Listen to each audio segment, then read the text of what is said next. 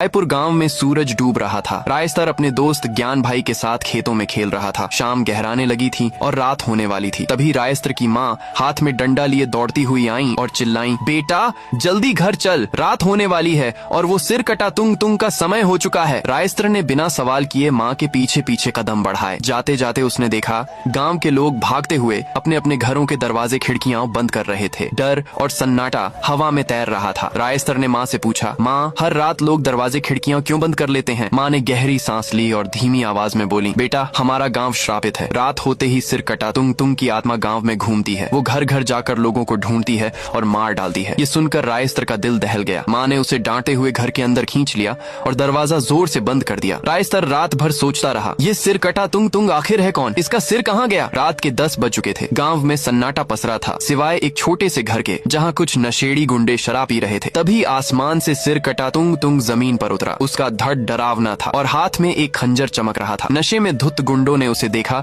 लेकिन ध्यान नहीं दिया। तुंग तुंग ने उनके पास जाकर कहा, क्या मैं तुम्हारा सिर ले सकता हूँ? यह सुनते ही गुंडे हंस पड़े, लेकिन तभी तुंग तुंग ने एक झटके में उनके सिर काट दिए और जोर जोर से हंसते हुए हवा में गायब हो गया। उस रात उसने गांव में और भी कई लोगों को मार डाला। अगली सुबह रायस्तर उठा तो देखा गांव के बीच में लाशों का ढेर लगा था। लोग रो रहे थे, चीख रहे थे। रायस्तर हैरान था, लेकिन गांव के कुछ बुजुर्गों ने उसे वहाँ से भगा दिया। स्कूल जाते हुए वो बस यही सोचता रहा, मैं एक दिन जरूर पता लगाऊंगा कि ये तुंग तुंग है कौन। 10 साल बीत गए। रायस्तर अब जवान और समझदार हो चुका था, लेकिन गांव की हालत वही थी। हर रात तुंग तुंग का आतंक, हर सुबह लाशों का ढेर। एक दिन गांव वालों ने हिम्मत करके एक तांत्रिक बाबा कालदास को बुलाया। बाबा ने शाम को गांव के बीच में हवन शुरू किया। रायस्तर अपनी खिड़की से सब देख रहा था। बाबा ने जैसे ही मंत्र पढ़ा, सिर कटा तुंग तुंग वहाँ प्रकट हुआ। उसने बाबा को एक ही वार में मार डाला। गांव में अफरा तफरी मच गई। तुंग तुंग ने एक एक करके कई लोगों को खत्म कर दिया। रायस्तर ने डर के मारे दरवाजा बंद किया और सो गया। अगली सुबह उसका दोस्त उसे खेलने बुलाने आया। रायस्तर खेलने गया, लेकिन उसका मन उसी सिर कटे की बातों में उलझा रहा। शाम होने पर वो घर लौटा तो देखा उसकी माँ गंभीर रूप से बीमार थी। वो उन्हें बाइक पर बिठाकर अस्पताल ले जाने लगा, लेकिन रास्ते में सिर कटा तुंग तुंग सामने खड़ा था। रायस्तर ने हिम्मत जुटाई